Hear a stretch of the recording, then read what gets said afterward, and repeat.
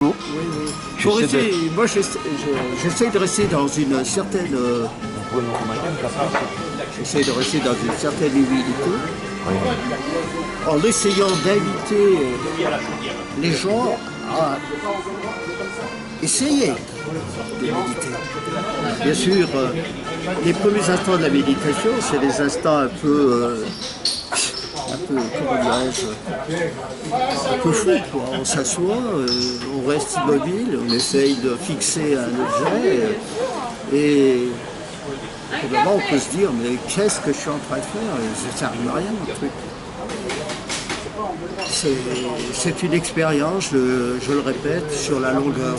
Moi-même, j'ai commencé la méditation il y a 30 ans. Je ne sais pas si j'ai évolué ou si j'ai moins évolué. Il me semble que mon esprit s'est ouvert à un tas de choses. Quand je repense à moi il y a 30 ans, j'ai vieilli bien sûr, mais l'expérience personnelle qui s'est faite, mais je pense que la méditation m'a aidé dans bien des choses. Alors je voudrais aborder la sagesse en fait. Est-ce que vous n'avez pas un sentiment de sagesse avec 30 ans de recul?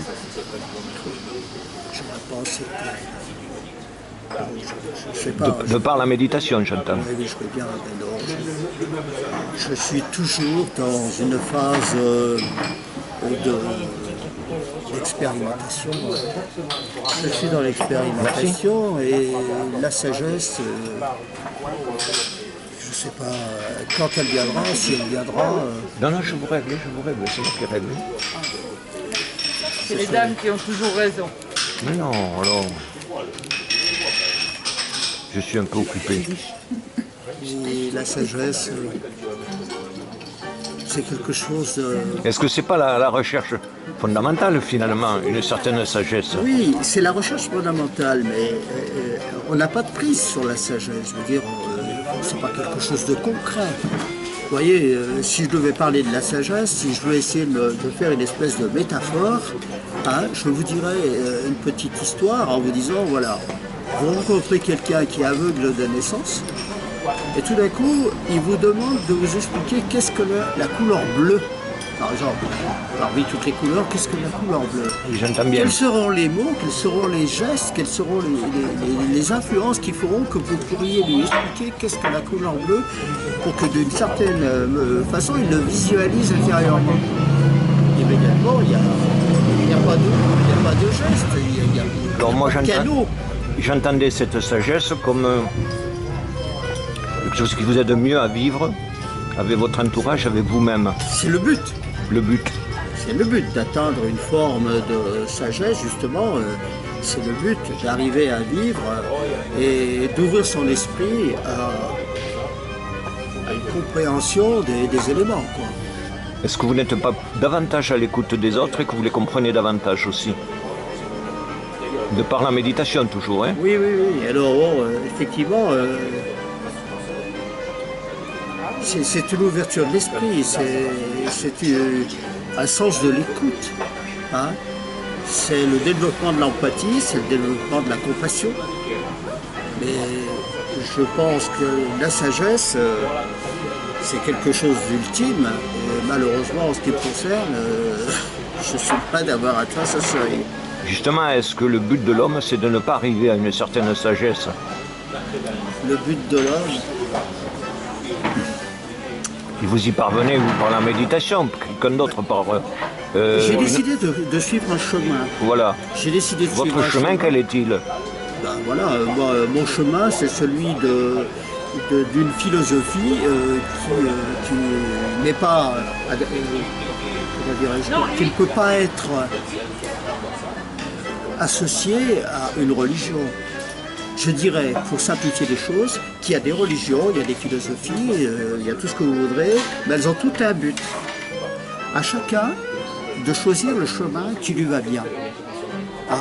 Le mien de chemin qui me va bien, apparemment, c'est celui du bouddhisme. Dans son essence même, qui est pour moi la méditation.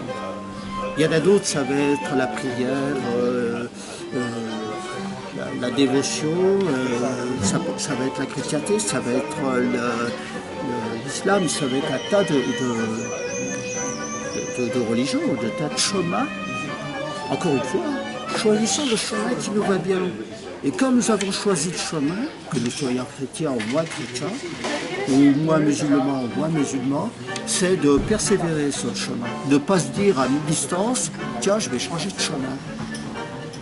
Non. À mon sens, on ne passe pas de la chrétienté vers l'islam ou vers le judaïsme.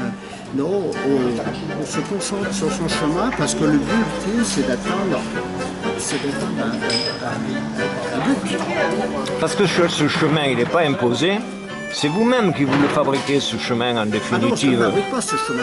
Vous le C'est fabriquez. notre sensibilité qui nous invite Voilà, à à le prendre. le prendre. Voilà. Mais après, vous le façonnez à votre goût aussi, en On même ne temps. façonne pas. Enfin, on ne façonne pas le chemin.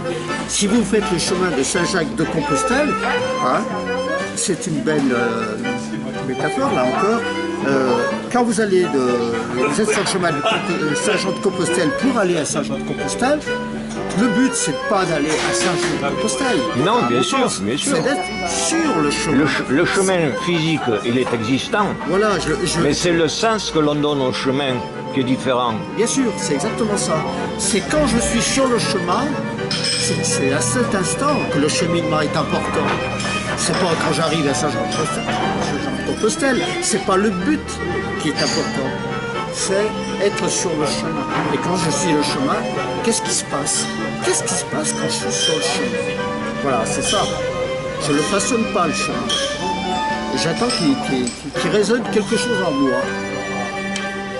Sacha, sur ce tango, je vais vous remercier de m'avoir reçu ce matin aimablement. On en a beaucoup appris avec vous-même, avec votre cheminement. J'ai essayé à ma petite expérience d'essayer de démystifier un petit peu ce que pourrait être la méditation. Après, il y a des techniques de méditation. Ça, c'est encore autre chose. Pour faire de la méditation, je le répète, vaut mieux comme pour apprendre à conduire, passer par quelqu'un qui pourra nous donner des conseils primordiaux. En tous les cas, je vous remercie. Bonne journée à vous. Bonne journée.